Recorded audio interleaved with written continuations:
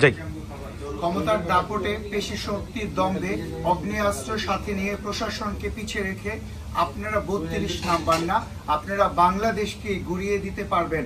কিন্তু বাংলাদেশের কোটি কোটি মানুষের মনে বাংলাদেশের মহান স্বাধীনতা, 30 লক্ষ শহীদ, 2 লক্ষ মা বোনের সম্ভ্রমের বিনিময়ে অর্জিত যেই স্বাধীনতা, আর সেই স্বাধীনতার ডাক এসছে ধানমন্ডি 32 নাম্বার থেকে।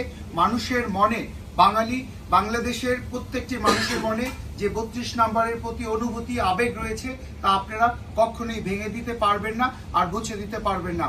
আমরা বাংলাদেশ থেকে হাজার হাজার কিলোমিটার দূরে এসে আজকে যারা স্বাধীন বাংলাদেশের মহান মুক্তিযুদ্ধে 1971-এর স্বাধীনতায় বিশ্বাস করি, আমরা ধানমন্ডি 32 নাম্বার, যেখান থেকে বাংলাদেশের জন্ম, স্বাধীনতার সূচনা হয়েছে, আমরা পর্তুগাল আওয়ামী লীগের পক্ষ থেকে তীব্র নিন্দা এবং প্রতিবাদ জানাই।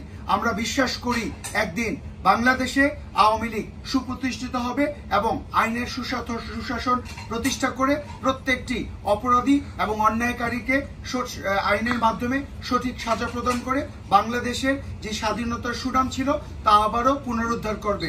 আমরা আস্থা রাখি শেখ হাসিনায় এবং বঙ্গবন্ধুর স্বপ্নের সোনার বাংলায়। সবাই ভালো থাকবেন। জয় বাংলা, জয় বঙ্গবন্ধু। জয় বাংলা।